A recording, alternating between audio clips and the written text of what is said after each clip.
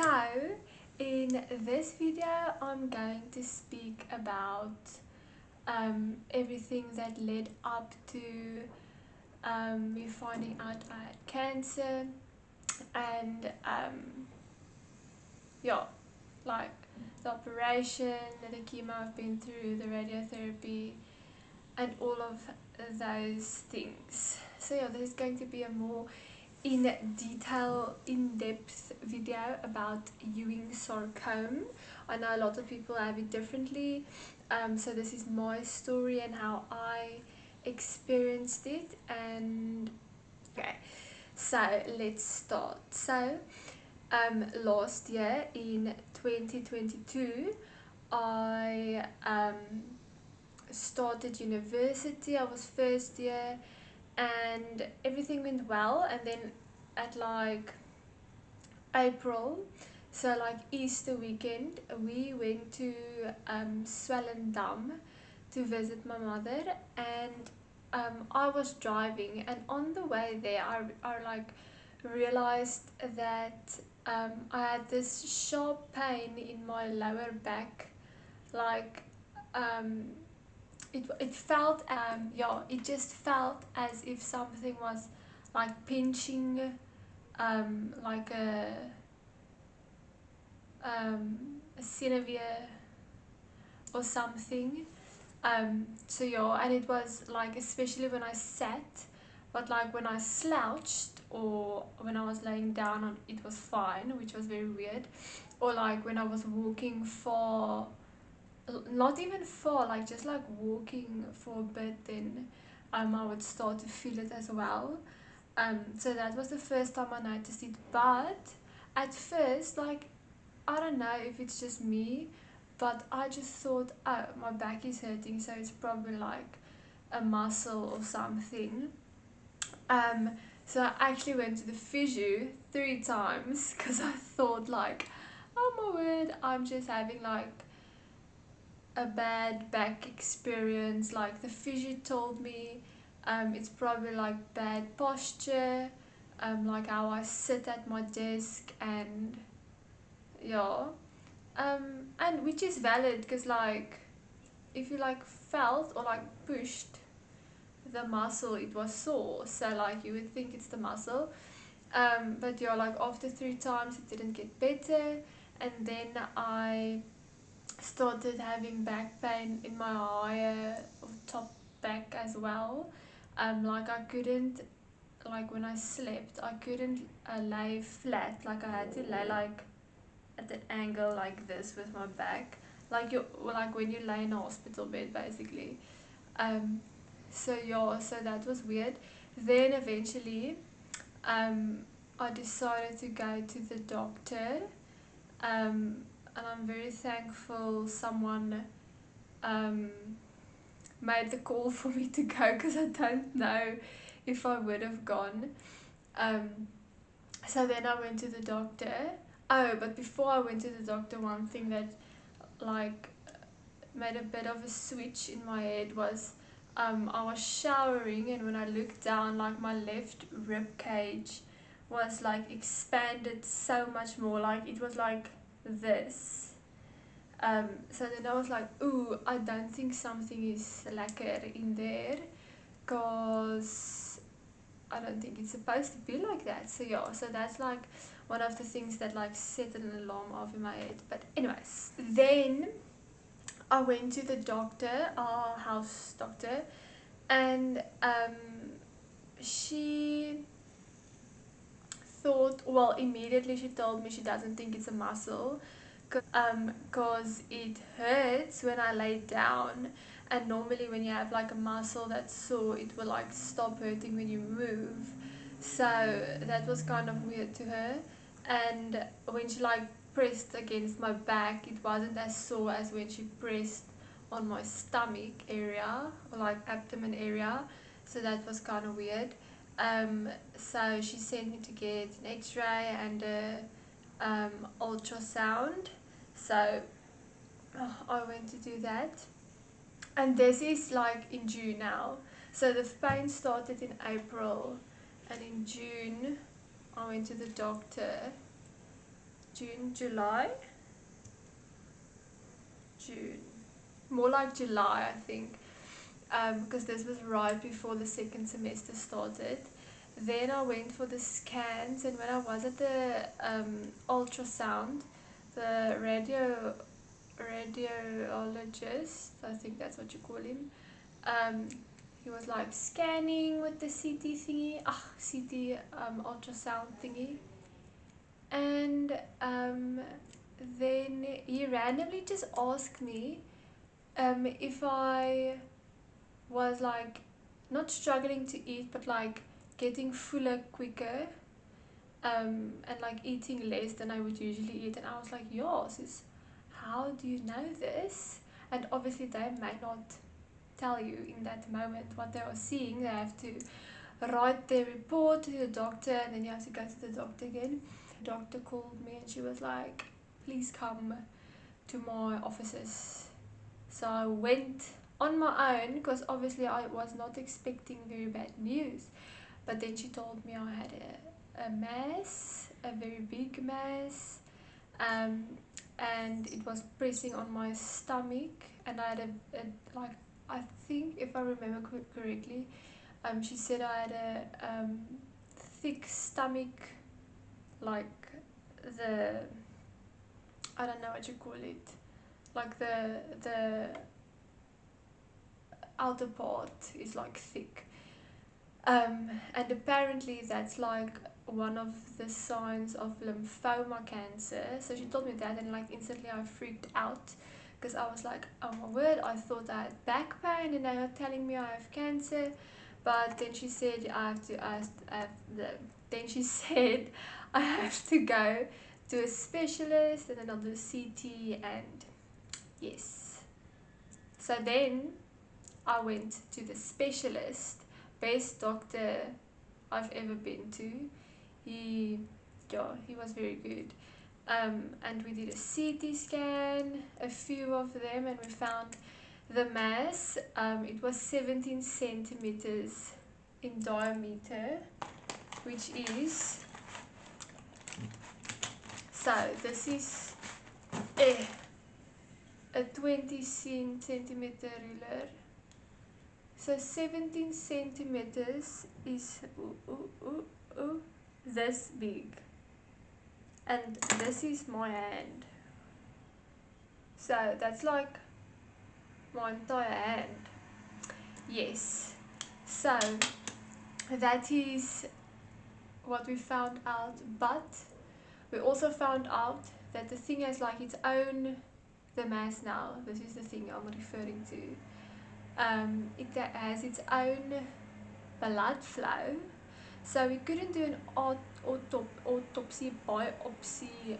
We couldn't do a biopsy because the thing would like bleed out, and then I would bleed out, and then I would get kaput, you know. So we did not want to do that. So we never did a biopsy while it was in me. So we didn't know if it was like, what do you call it, cancerous? No, in Afrikaans is like kwaadaardig. So we didn't know if it was like that or not. But the doctor said he didn't think it was, because the thing was like growing in itself. Like it got bigger, but like it didn't like intrude into other organs or like things like that. It was just like a ball, you know. So, oh my word, these people. Please excuse the noise. Someone is mowing grass or cutting trees or something, but it's very loud. I closed all the windows and everything, but it is not helping. So, yeah. Anywho, so then we decided I had to get an angiogram. Now, angiogram is like a operation they normally do for people with a heart problem. Then they go through like where your bikini line is, like there. They put a like a small pipe through, and they do everything through that. Like they don't cut you open. but that they wanted to do this to embolize the blood flow to the tumor or the mass or whatever you'd like to call it. So yeah, so I did that, and it was a fairly normal operation. I was in the ICU for one night and then I went home, so it was very chilled. Then, like approximately a week and a half after that, I went in for my big operation. If I am correct, I think they call it a laparoscopy. That was in August. So yeah, then I went in for the big operation. They managed to get the entire tumor out. Very successful. I was in the ICU for like a week probably, and it was actually not that bad. I kind of like the hospital. I don't want to be in the hospital, but if I'm there, it's not that bad of an experience for me. Um, so yeah, so then everything was out. Then I rested, and we went for checkups with the doctor. The incision looked nice and everything. He did a fantastic job with the incision. Like the scar is very nice. Like I was stressed about it at first because it's on my stomach, so it's like very visible. But he did a very good job, and I like the scar actually. It looks like a sin graph, so that's kind of cool. Um, so yeah, I will put a picture up here, this side, here, of the mass. So please forward 10 seconds if you don't want to see it. But yeah, it was a lot bigger than 17 centimeters. It was more like 23 or something. It was the size of a mini rugby ball inside of me. That's kind of crazy and it boggles my mind sometimes, but it is out. Oh wait, pop up.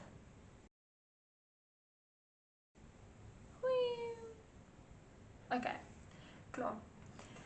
So he told us that the thing was being sent away for biopsies, and they did a lot of tests, and then they found out it was a Ewing sarcoma, which is common in younger children or people, and it's normally a bone well, it's a bone slash soft tissue cancer, but normally normally it originates out of your bone, like your skeleton. And mine did not. Mine originated out of my, let me just get my word, adrenal gland, which is like in your abdomen. So that's very rare apparently. But yeah, then he told me that, but I never then like made the click that it's cancer. Like I just thought, oh, this thing is out, I am fine, hallelujah. But then then we did an MRI and CT scan to see if everything was clean or whatever. And then unfortunately we saw that it did spread to my 8th vertebrae. And that's when the journey with cancer started. So then I was finished with the specialist, and then I went to the oncologist. I love her. I love the entire team at Cancer Care where I am. They're like the most lovable and nicest people ever, and they make the journey so much better. So yeah, but this doctor, she was very straightforward, which I liked. Like she didn't like walk around the bush. She just said it like it was, and that was nice because I didn't want to be like told, oh, this is the possibilities and this is what you can consider. I was like, just tell me what I have to do to get rid of this cancer. So then we decided that I had to start chemo, but before that my mother actually like asked what the side effects are of chemo on like your fertility and stuff like that. Because like 20, and I obviously want to have a family someday. So in the moment I didn't think of that, but I'm very, very glad she did. So yeah, and then she said apparently it can decrease your fertility with like 40%. So that's quite a lot. So then I decided I was going to freeze my eggs. Yeah, so I did that before I started chemo, and if I have to be honest with you, that was probably one of the hardest things I've ever did, because I felt like I was pregnant, like my stomach was swollen, and like I was nauseous, and literally like a pregnant woman would be. Um, so yeah, that was not the nicest of times, but luckily I got a few eggs frozen, so I have that for one day when I want to have children and things don't happen naturally. So yeah, but then I started my chemo in October of last year, and I had a 3 month cycle, and I stopped the week before Christmas, and then I had a few weeks off, and then I started radiation in like January somewhere for 25 sessions, so it's like 5 days, 5 weeks, because it's 5 days in a week you have radiation. um, and yeah, then I started with chemo again in February of this year. So yeah, I'm currently busy with chemo now.